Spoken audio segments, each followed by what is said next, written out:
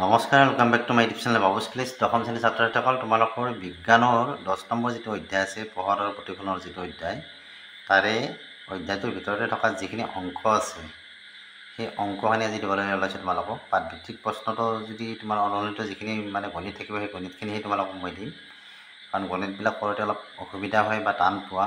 তো আজি সহজ পদ্ধতিৰে কেনেকৈ গণিতখিনি কৰিব পাৰি সেই বিষয়ে তোমালোকৰ লগত আলোচনা কৰিম। ভিডিঅ'টো সম্পূৰ্ণকৈ মনোযোগেৰে চাবা। তো অহা আজিৰ ভিডিঅ'টো আমি আৰম্ভ কৰোঁ।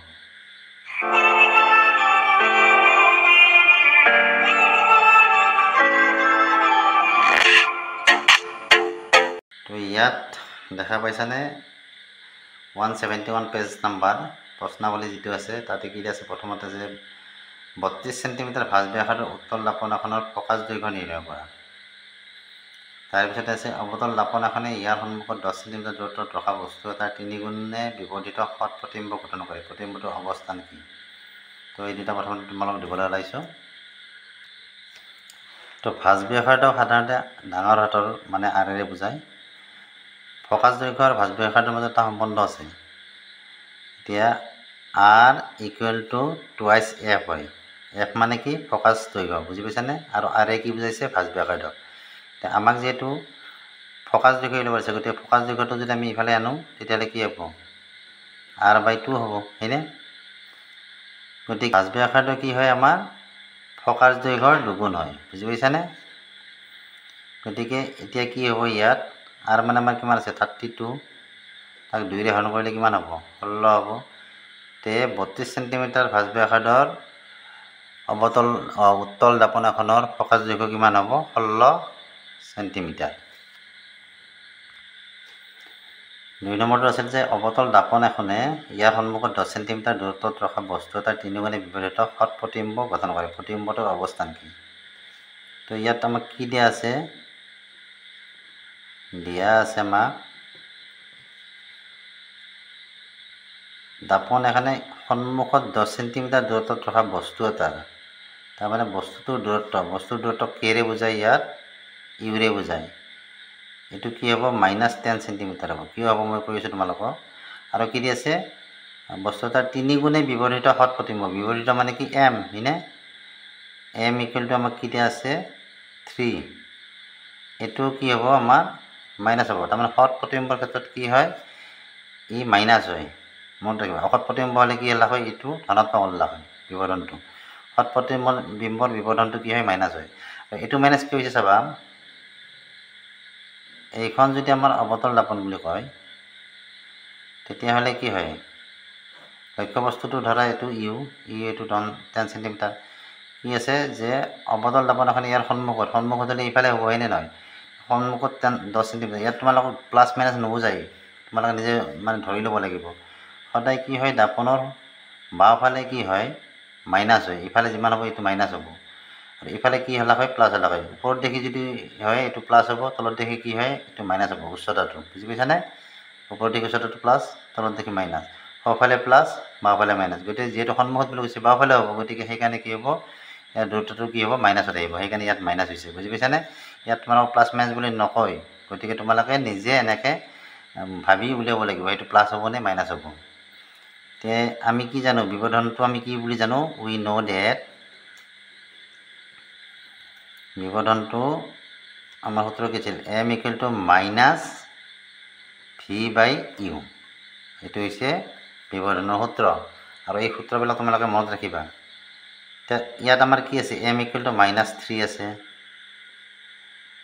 V = কি আছে আমাৰ? ভিটো নাই আমাৰ, ভিটো ইয়াতে এনেকৈ থাকিব। আৰু ইউ মানে আমাৰ কিমান আছে? -10। ইয়াত -10টো বহাই দিয়া। -3, এইটো মাইনাছ, এইটো মাইনাছ, মাইনাছ এইটো প্লাছ লিখিব পাৰা। V/10 এনেকৈ লিখিব পাৰা। বা কি হ'ব এতিয়া? ভিটো যদি আমি ইফালে আনো, কি হ'ব?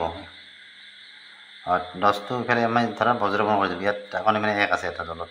গতিকে V আৰু এইটো পূৰণ কৰিলে V হ'ল, আৰু এই দুটা পূৰণ কৰিলে আমি কি পাম? -30 পাম। এতিয়া আমাক কি সুধিছিল যে প্ৰতিবিম্বটোৰ অৱস্থান কি? প্ৰতিবিম্বটো কি হ'ব? এইপিনে বাওঁ পিনে কি হ'ব? অৰ্থাৎ সন্মুখৰ পিনে থাকিব, যিহেতু মাইনাছত ওলাইছে। গতিকে প্ৰতিবিম্বটো অৱতল দাপোনৰ সন্মুখত 30 সেণ্টিমিটাৰ দূৰত থাকিব ধৰা বুজি পাইছানে 30 সেণ্টিমিটাৰ দূৰৰ দাপনৰ সন্মুখৰ ফালে থাকিব ইয়াত লিখিব যে প্ৰতিবিম্বটো দাপনৰ সন্মুখ ফালে 30 সেণ্টিমিটাৰ দূৰত থাকিব তাৰপিছতে পেজ নম্বৰ 176ত আছে ইয়াত যেটো 2 নম্বৰ প্ৰশ্ন আছে পোহৰ বায়ুৰ পৰা 1.5 প্ৰতিসৰণকৰ কাচৰ মাধ্যমলৈ প্ৰৱেশ কৰিছে কাচত পোহৰৰ দ্ৰুতি কিমান হ'ব শূন্যত পোহৰৰ দ্ৰুতি 3 × 10⁸ মিটাৰ পাৰ ছেকেণ্ড আমাক কি দিছে কাচত পোহৰৰ দ্ৰুতিটো উলিয়াব দিছে তো আমাক দিয়া আছিলে এটো কি মিউ মানে কি প্ৰতিসৰণক তোমালোকে আগতে পাইছা আৰু এটো জি কৰিছো তাৰ মানে গ্লাছত মানে প্ৰতিসৰণক কিমান হ'ব 1.5 বুলি দিয়া আছে আমাক আৰু শূন্যত পোহৰৰ দ্ৰুতিটো জানাই তোমালোকে দিয়াই আছে এটো 3 × 10⁸ মিটাৰ পাৰ ছেকেণ্ড তে কাচত পোহৰৰ দ্ৰুতি কিমান হ'ব আমাক সেইটো উলিয়াব দিছে তো আমি এটা বস্তু জানো ইয়াত তোমালোকক মই এটা সূত্ৰ দেখুৱাই দিছো আগতে পাইছা তোমালোকে তে মিউ জি ইকুৱেল টু কি হয় c/v c/v মানে কি c টো আমাৰ কি বস্তু এটো প্ৰতিসৰণক আমাৰ এটো হৈছে কি বায়ুত বা শূন্য অৱস্থাত পোহৰৰ দ্ৰুতি তাৰমানে বায়ুত পোহৰৰ দ্ৰুতি এটো আৰু v কি বুজায় যেটো মাধ্যম দিয়া থাকে সেই মাধ্যমটোত পোহৰৰ দ্ৰুতি বুজায় আমি এটা কাচত পোহৰৰ দ্ৰুতিৰ বাবে আমাৰ গ্লাছ আছে গতিকে আমাক কি লাগে কাচত পোহৰৰ দ্ৰুতিটো লাগে গতিকে এটো হৈছে কি মাধ্যমত পোহৰৰ দ্ৰুতি গতিকে v টো যদি আমি ইপিনে আনো এটো গ্লাছৰ মানে প্ৰতিসৰণ কৰা আমাৰ এতে যাব না যায় গতিকে v ইকুৱেল টু আমি কি লিখিব পাৰো c/v c/μg হয়নে গতিকে আমি ইয়াটো কি কাচত যেহেতু পোহৰৰ দ্ৰুতি ল'ব লাগে গতিকে মাধ্যমত পোহৰৰ দ্ৰুতি গতিকে আমাৰ কি হ'ব c/μg ইয়াত চোৱা c মানে কি আমাৰ বায়ুত পোহৰৰ দ্ৰুতি গতিকে বায়ুত পোহৰৰ দ্ৰুতি আমাৰ কিমান দিয়া আছে 3 × 10⁸ মিটাৰ পাৰ ছেকেণ্ড আৰু এটো গ্লাছৰ প্ৰতিসৰণক আমাৰ কিমান আছিল 1.5 বুলি আছিল 1.5 এটা 1.5 এৰে অৰ্থাৎ 1.5 হয়নে 1.5 যদি আমি 3 হৰণ কৰি কিমান বাৰ যাব দুবাৰ যাব তে কি হ'ব আনসাৰটো 2 × 10⁸